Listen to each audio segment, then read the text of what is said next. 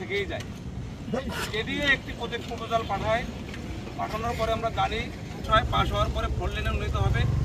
এখানে রূপসা ব্রিজ হওয়ার পরে মানুষ অবসান হবে, কিন্তু সেই দুর্ভোগটি অবসান না হয়ে বলার কাটায় পরিণত হলো। এবং 3 বছরের প্রজেক্ট যেটি হচ্ছে গত বছরের জুন মাসে শেষ হওয়ার কথাংশ, কিন্তু আমরা যেখানে দাঁড়িয়েছি এখানে দাঁড়ালে সব বোঝা যাবে না। আমরা যদি পুরো রাস্তাটা দেখি তাহলে এলাকায় এটা নিয়ে আমরা ঘেরাও করেছিলাম। আপনারা জানেন যে সড়ক খুলনায় মাহবুব ব্রাদার্স ছাড়া আর কোনো ঠিকাদারি প্রতিষ্ঠান নাই, এরকম আমাদের কাছে মনে হয়েছে। খুলনার যত বড় বড় প্রকল্প মাহবুব ব্রাদার্স, এবং প্রত্যেকটা প্রকল্পে তাদের এই যে ধীরগতি, কাজে অবহেলা, আপনার উদাসীনতা, এই বিষয়গুলো থাকার পরেও তাদেরকে কেন কার্যাদেশ দেওয়া হয়, ঠিকাদারি কাজ দেওয়া হয়, এবং কর্তৃপক্ষ কেন, যেখানে হচ্ছে চেয়ারম্যান হচ্ছেন এখানকার একজন আর্মি পার্সন এবং অনেক বড় অফিসার, তাহলে কেন? আর তার চেয়ে বড় কথা হচ্ছে যে এখানে রাষ্ট্রীয় সুনির্দিষ্ট আইন রয়েছে, প্রতিষ্ঠানের একটা নির্দিষ্ট নীতিমালা রয়েছে, সেইটার আওতায় একটা চুক্তি হওয়ার পরে সেই চুক্তি বাস্তবায়নের জন্য আদালত রয়েছেন, সেখানে কেন যাওয়া হলো না? এবং তার আগেই বরং উল্টো কোষে মাছ ধাপড়ালো। উল্টো আমরা জানলাম যে মাহবুব ব্রাদার্স যাতে এই কার্যাদেশ বা টেন্ডার যাতে কার্যকর না হয়, অন্য কোনো ঠিকাদার কাজ করতে না পারে, সেই জন্যে তারা বরং আদালতে গিয়েছেন।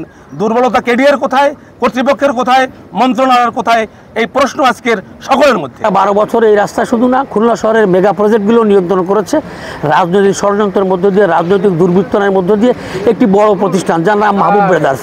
এটা সবার কাছে জানা। উনি রাজনৈতিক ছত্রছায়ার মধ্য দিয়ে প্রশাসনের কর্তৃপক্ষকে, দুর্নীতি বড়বাবু, ছোটবাবু, মাঝেবাবু সবাইকে কন্ট্যাক্ট করে এই কাজগুলো করেছেন। আমার রক্তে কেমন 70 কোটি টাকা বিনা কাজ করে উঠে নিয়ে গেলেন, অথচ প্রতিষ্ঠানে কেউ না কেউ তো সই করেছে।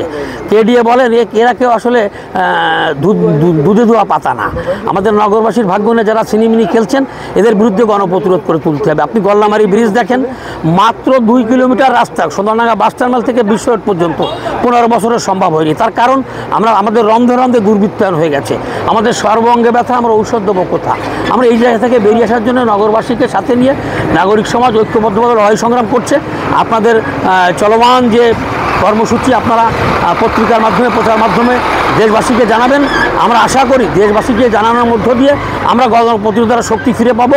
এই সমস্ত অন্যায় আচার অবিচার এর বিরুদ্ধে আমাদের গণপ্রতিরোধ গড়ে দিয়ে আমাদের গণতান্ত্রিক অধিকার আমরা আদায় করার কাজে আমরা